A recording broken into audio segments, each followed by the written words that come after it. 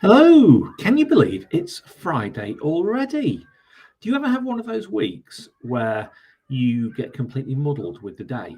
You guys are in the classroom and you can see the day of the week on the board. I've been muddled all week and I'm really surprised that we've got through to the end of the week because it's been really, really busy.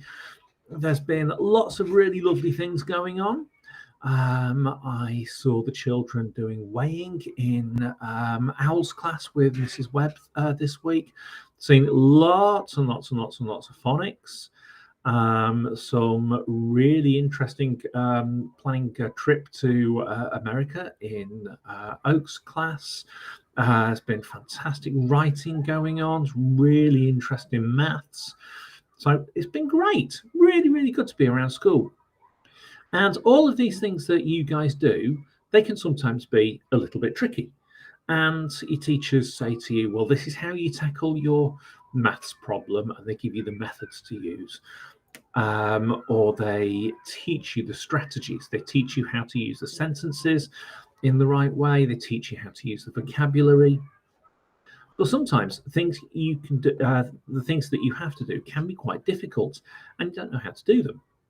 And those are the times, particularly when you've not got your teacher with you, that you have to think, how am I going to do this? And you actually need that strength in your mind, that strength inside you to be able to tackle something. So let's have a quick look at this story called My Strong Mind. My Strong Mind. So here's Kate.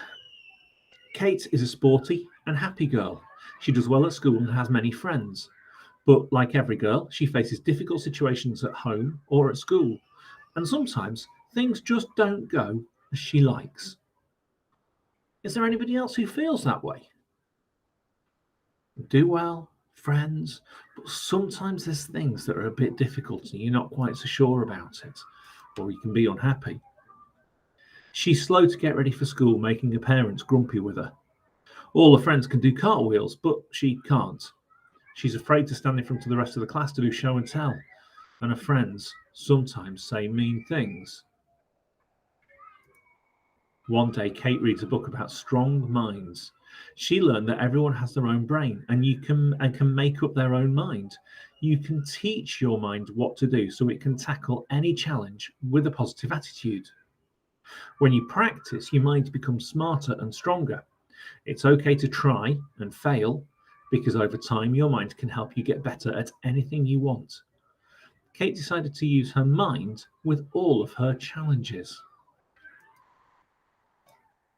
That evening, Kate wrote a list of all of the tasks she had to do in the morning: get dressed, brush hair, brush teeth, pack school bag, many, many more things. And the next morning, she told her mind, do one thing at a time until the whole list is done. That's actually how I manage these things. I've got my notebook. This is the sixth one of these notebooks I've got. And it's just lists and lists of jobs to do. And I just work my way through all the lists of jobs. It really helps me. Kate focused her mind on her task list. One by one, she finished the tasks and ticked them off the list as she worked through. She was ready for school with plenty of time. Her parents were really surprised. Isn't that good that she's been able to do that herself and get ready? When Kate arrived at school, her friends were doing cartwheels. Kate never joined in because she couldn't do a cartwheel. She didn't want to fail in front of her friends. But Kate told her mind, it's okay to try and fail, because every time I try, I get a little bit better. She tried her hardest, throwing her hands onto the ground, lifting her legs, and she almost got the cartwheel right. Her friends giggled, but Kate felt good that she'd practiced. She told her mind, well done. It's good to recognise that she's actually made that progress. That day it was her turn to do show and tell in front of the whole class. Standing before a big group always made Kate very nervous. She told her mind, it's okay to feel a bit scared, you can do this. Kate closed her eyes and imagined how she'd deliver a great show and tell, speaking clearly, making eye contact and smiling more. And because she practiced in her mind, she wasn't so nervous in front of the class, and she even enjoyed her show and tell. During lunch, she sat around with her friends in the schoolyard. Some of her friends started to be mean to her. Kate got very angry and felt like screaming. Then Kate told her mind, count to 10. That helped her calm down so she didn't feel like screaming anymore. Kate told her friends in a calm voice she didn't want to be treated like that, and then walked off.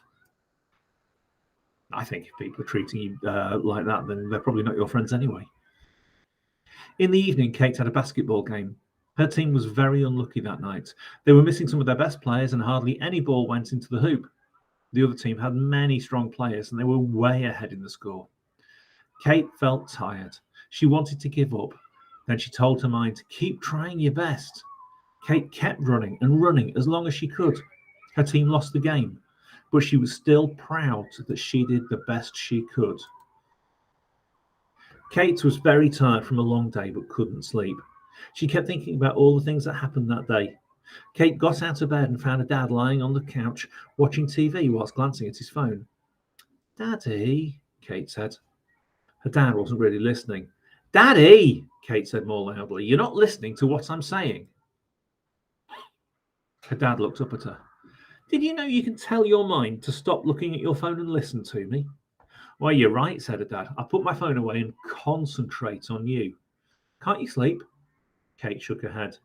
"Let's play a game to relax called Rock the Boat." Kate and her dad both lay down on their backs and put a little paper boat on their tummy. They listened to some quiet music and took deep breaths. Breathe in, 1, 2, 3, 4, and breathe out. 1, 2, 3, 4. You do it with me. Breathe in, 1, 2, 3, 4. Breathe out. 1, 2, 3, 4. Breathing made the boat rock on their tummies. After a couple of minutes, Kate's mind calmed and she started to feel sleepy. Her dad carried Kate to bed and tucked her in. Kate asked, "What were your 3 favourite things of the day, Daddy?" It made Kate feel good when she heard all the positive things her dad had to say about his day. "Well, watching you do your best at basketball was surely one of my favourite things of the day," said her dad. This made Kate feel happy. Kate fell asleep to her dad telling all his favourite things, and her mind grew just a little bit stronger that day. There we go, guys. Lots of things to think about, how our mind grows stronger. And if you want to run really fast, you'll practice your running. If you want to lift big weights, you'll practice and you grow your muscles. If you want to write more, you need to actually hold a pen in your hand and do lots of writing because it helps you to actually hold the pen. And in exactly the same way, Kate practiced with her brain. She used those tips, those ideas about being in control, practicing being confident, practicing in your head how to be confident, all of those things. And her brain grew, her mind grew. I think you guys can do exactly the same. I think some of you are brimful of confidence anyway. It's lovely talking to you about what you're doing and how confident you are with it. But sometimes we all need a little bit of help. So just like I showed you my notebook with the lists, if I want to tell my mind to stop thinking so that I can go to sleep, I'll use a meditation or some kind of counting exercise. If I've got something difficult to say, or I am not sure how to say something to somebody, I'll practice it in my head first. So we all use these tips and tricks. I wonder if you've got some of your own that you use. And the final one that I love, I really enjoy is the gratitudes. The one at the very end where Dad was saying about the 3 things that he enjoyed during his day. And these really clever scientists have proven that if you can list 3 things every day that you've really enjoyed, it makes you into a happier person. So I'm going to do it now, and then I'm going to ask your teachers to do it, and then I'm going to ask you to do it. So let's think of 3 things that I have been grateful for today. Well, today I had a job to do that Mrs. Robbins had done some of the work for, and she gave me the work and the papers and all the things that I needed to read, and I read through it, and I got that job done. And I was really pleased that I got the work finished, and that I was working with Mrs. Robbins, and that she was doing some of the work as well and able to help, because that made us a really good team. So that's one. I am grateful for my cup of tea.